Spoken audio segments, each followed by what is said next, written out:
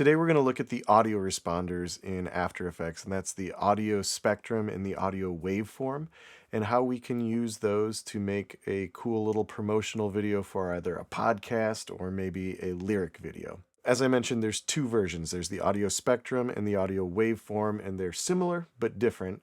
So before we jump into making an actual design and showing you how to use it, let's just take a look at the difference between the two. So most people are probably going to use this to create audio snippets from a podcast or a lyric video. In the interest of using something that's not going to get me a copyright strike, I am going to use a song that my daughter recorded, which is a cover of People Are Strange, which is properly licensed, so I can play it. So I'm going to go ahead and just push play here, and you can see the difference between the two.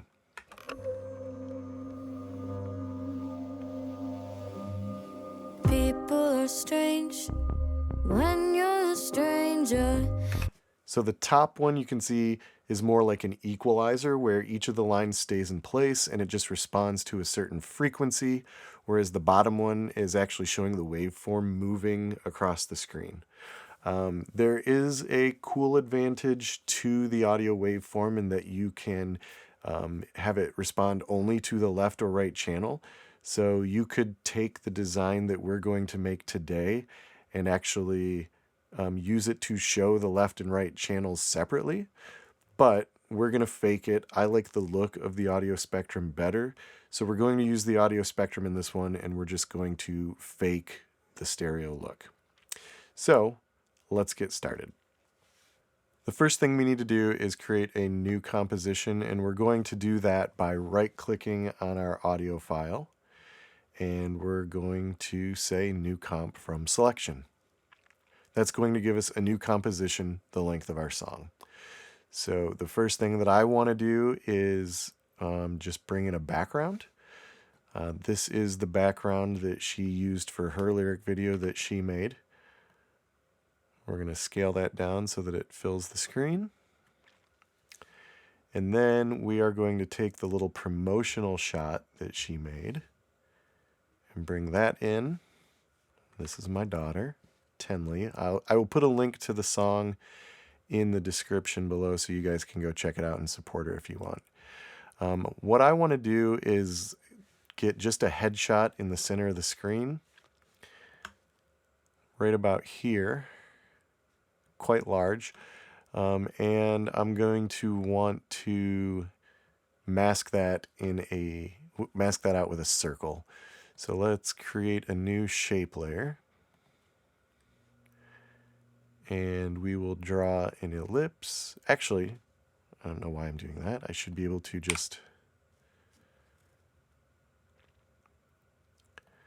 So we're going to grab our ellipse tool and mask that out right on the layer itself.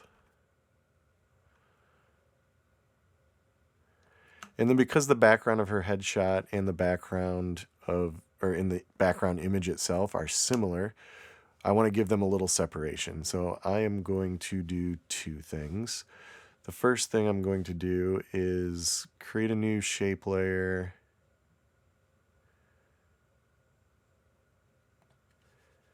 And I'm going to draw a circle on it in white.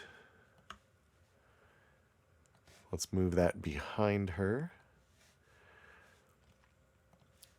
And then if we center it,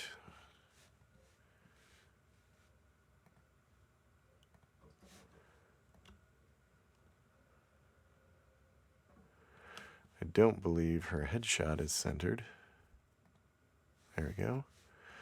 Let's just center them both right in the center of the screen as well. I'm doing this with the Align panel. Now that I've got those both perfectly centered, I'm going to group them with a null. So we're going to do Layer, New, Null. And this is just a personal preference, but I like to name my nulls with a capital word Control. And then, I don't know where I picked this up from, but 2 colons after that. And then what it's controlling. So we're going to say headshot. And then I'm going to parent both of those layers to the null. Let's open our position and scale properties for the headshot. I want to scale it down just a touch and move it up just a touch. Now we're going to add the audio spectrum effect. And the way that we do that is to create a solid. So we're going to say new solid. I don't care what color it is, so I'm going to push enter. We're going to come to our effects and presets, and then you want to search for audio spectrum and drag that onto your solid. And then over in the effect controls for that particular layer, you're going to need to choose the audio layer. So in that drop-down box, we're just going to choose the very bottom. We're going to choose the wave file that we created the comp with. And I'm going to drag that to the bottom because I like my audio always to be on the bottom for some reason. Okay, so if we go back to the solid, let's rename this audio spectrum and let's call it left, because like I said, we're going to fake a stereo effect and we're going to do a left and a right. And there's a cheap way of doing this, which is to just let this cover the whole screen as it is and kind of mask it off. Or there's the way we're going to do it, which takes a few more minutes, but it's a much cleaner result. So if we play this, we'll see that the lines, or the spectrum lines, are responding to the different audio frequencies.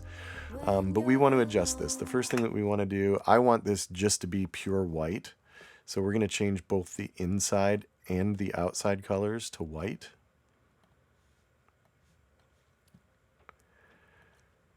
And then I want the height that it's responding to be bigger. So we're going to say this maximum height. I'm going to just go to 1,000 and see how that looks. And I'm just scrubbing through at this point, not playing it, just to get an idea of what it's looking like. And I think I'm happy with 1,000. The default frequencies I find are usually appropriate. You can raise those if you want. If there's parts of the song that you feel that it's not responding to, you can raise that, or more likely, for those of you that are doing spoken word for podcasts or something like that, you might have just the lower end that's responding to your audio for the most part, and the right-hand side is looking a little bit flat, so you could lower that number to get rid of some of those ones that are looking a little bit flat.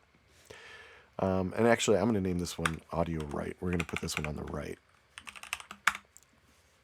That way, the lower frequencies, which are going to get probably a little bit more response, are going to be on the inside near the headshot. So the next thing we want to do is move the start and end points. We're going to move the start point so that it is to the right of the image. And we're going to move the end point so that it's close to, but not quite to the edge of our final image. And then I'm going to move the position of this layer up a bit to align with the center of the headshot. Okay, so that's starting to look better. If we scrub through, we can see it looks pretty clean. But I think that I want fewer frequency bands, just to give it a chunkier look.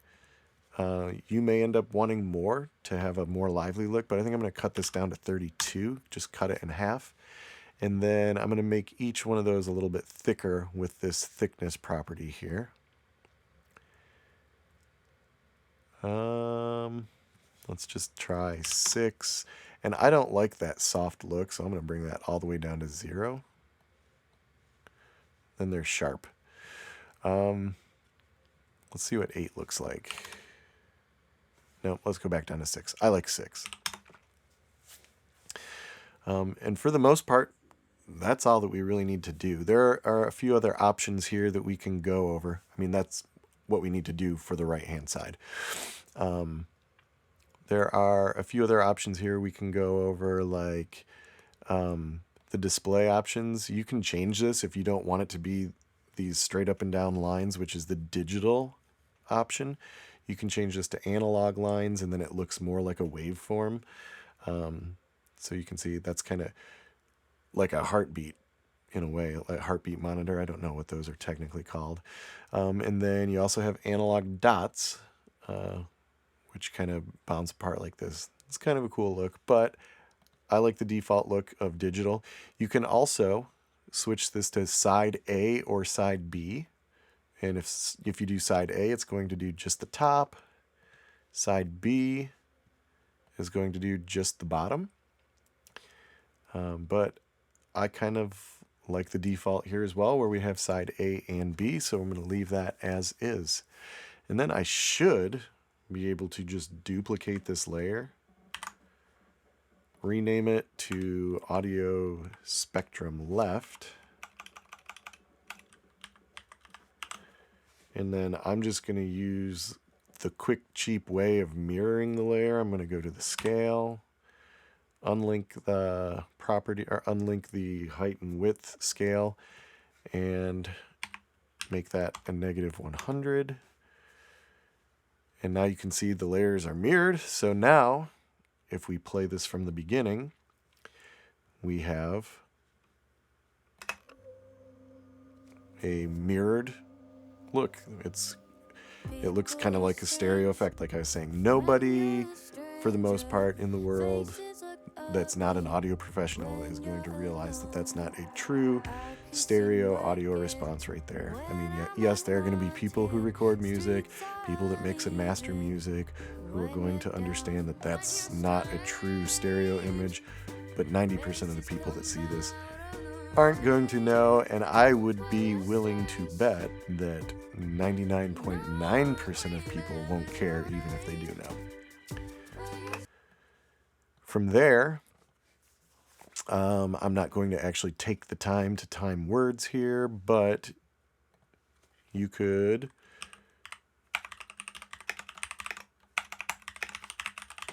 either just put a title down at the bottom that stays the whole time, or more likely what you'll want to do is time the lyrics or time captions to what's actually being said. And unfortunately, I don't own any plugins for After Effects that make that easy. If I were going to do something like that, I would do it in Resolve, which is a lot quicker and easier and can be automated. I know that there are plugins available that will help you do this in After Effects, but I just don't own any. So I'm not going to go through that in this video. We'll save that for another time. I hope that was helpful. I'd love to see whatever you create using this effect. If you want to check out my daughter's song, like I said, I'll put a link in the description below. She's got a couple songs, including one that her and I wrote about my dad when he passed away.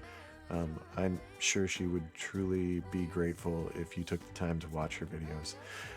If you found this useful, please smash the like button. It helps my channel grow. And YouTube is probably recommending a video right here that would be something you might like. So you should check it out.